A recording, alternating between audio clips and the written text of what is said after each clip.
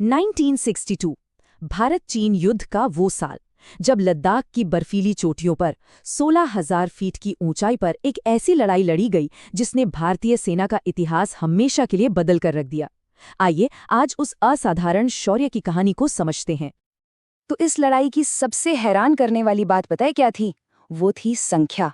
Chushul sector जैसे बेहद अहम इलाके की हिफाजत के लिए उस बर्फीले दर्रे पर तैनात थे सिर्फ 123 भारतीय सैनिक। और दूसरी तरफ कौन था? उनका सामना था 1,000 से भी ज्यादा चीनी सैनिकों की एक बहुत बड़ी फौज से। बस यहीं से इस अविश्वसनीय लड़ाई की दास्तान शुरू होती है। तो सवाल ये उठता है कि आखिर ये युद्ध क्षेत्र था कैसा, और वो एक जगह रेजांगला इतनी ज्यादा जरूरी क्यों थी? इस एक लाइन से आप उस जगह के हालात का अंदाजा लगा सकते हैं। सोचिए, जहां ऑक्सीजन आधी हो, सांस लेना तक मुश्किल, और तापमान -20 डिग्री, मतलब ऐसी ठंड जो हड्डियां जमा दे। लेकिन हिम्मत वो 100% थी। देखिए, रेजांगला सिर्फ एक दर्रा नहीं था, वो लेह के लिए एक तरह का सुरक्षा कवच था। अगर दुश्मन इसे पार कर लेता तो समझिए पूरे लद्दाख पर कब्जे का रास्ता खुल जाता। इसीलिए इसकी हिफाजत करना सबसे ज्यादा जरूरी था। तो ये जिम्मेदारी दी किसे गई? ये असंभव सा लगने वाला काम सौंपा गया था कुमाऊं रेजिमेंट की चार्ली कंपनी और उनके लीडर को। तो ये जो चार्ली कंपनी थी, इसमें थे 123 जवान, जिनकी कमान संभाल रहे थे मेजर शैतान सिंह।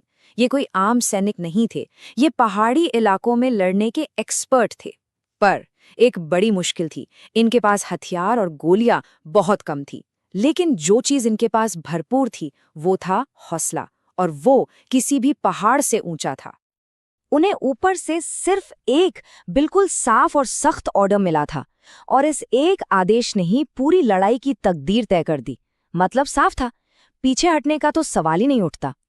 और फिर वो दिन आ ही गया, 15 नवंबर 1962। दुश्मन ने हमला किया, लेकिन एक बार नहीं बल्कि 3 अलग अलग और लगातार बड़ी होती लहरों में। हमले की शुरुआत हुई सुबह के घने अंधेरे में। चीनी सैनिकों को लगा होगा कि वो आसानी से आगे बढ़ जाएंगे, पर भारतीय जवानों ने अपनी LMG और राइफलों से ऐसा जबरदस्त जवाब दिया कि दुश्मन की पहली लहर को भारी नुकसान झेलकर पीछे हटना पड़ा। लेकिन थोड़ी ही देर बाद दुश्मन फिर लौटा। इस बार उनकी संख्या और ज्यादा थी, उनके पास मशीन गनें भी ज्यादा थीं, पर चार्ली कंपनी के जवान अपनी जगह से 1 इंच भी नहीं हिले। सच में वो एक दीवार की तरह, एक चट्टान की तरह वहां डटे रहे। तीसरी लहर आने तक गोला बारूद लगभग खत्म हो चुका था। अब लड़ाई बंदूकों की नहीं रही थी, ये हिम्मत की, जिगर की लड़ाई बन गई। भारतीय सैनिकों ने संगीनों से, ग्रेनेड से, और जब वो भी खत्म हो गए तो अपने हाथों से लड़ना शुरू कर दिया। और इस भयानक लड़ाई के बीच जब सबसे ज्यादा जरूरत एक लीडर की थी, तब कंपनी के कमांडर मेजर शैतान सिंह ने जो किया वो आज भी वीरता की एक मिसाल है। सोचिए जरा, चारों तरफ से गोलियां बरस रही हैं और मेजर शैतान सिंह एक बंकर से दूसरे बंकर तक दौड़कर अपने जवानों को प्रेरित कर रहे थे। इसी कोशिश में दुश्मन की गोलियों ने उन्हें बुरी तरह घायल कर दिया। जब उनके साथियों ने उन्हें किसी सुरक्षित जगह ले जाने की कोशिश की तो उन्होंने साफ मना कर दिया। उनके आखिरी शब्द थे, मैं अपने जवानों को छोड़कर नहीं जाऊंगा। उन्होंने वहीं अपने लोगों के साथ रहना चुना और अंत तक लड़ते हुए अपना सर्वोच्च बलिदान दिया। लड़ाई तो खत्म हो गई, पर कहानी अभी बाकी थी। कई महीनों बाद जब भारतीय सेना उस जगह पहुंची तो उन्होंने जो देखा उसने पूरी दुनिया को हैरान कर दिया। हुआ ये कि लड़ाई के बाद इतनी ज्यादा बर्फबारी हुई कि उस जगह पर कोई पहुंच ही नहीं सका। 1-2 दिन नहीं, पूरे 6 महीने बीत गए। जब बर्फ पिघली तब जाकर एक सर्च पार्टी वहां पहुंच सकी। और वहां का मंजर दिल दहला देने वाला था, पर साथ ही गर्व से भर देने वाला भी। हर एक जवान अपनी पोस्ट पर, अपने बंकर में मिला। कई तो अभी भी अपनी बंदूकें थामे हुए थे, बिल्कुल फायरिंग पोजीशन में, जैसे वो अब भी दुश्मन का इंतजार कर रहे हों। वो सिर्फ शहीद नहीं हुए थे, वो साहस की अमर मूर्तियां बन चुके थे।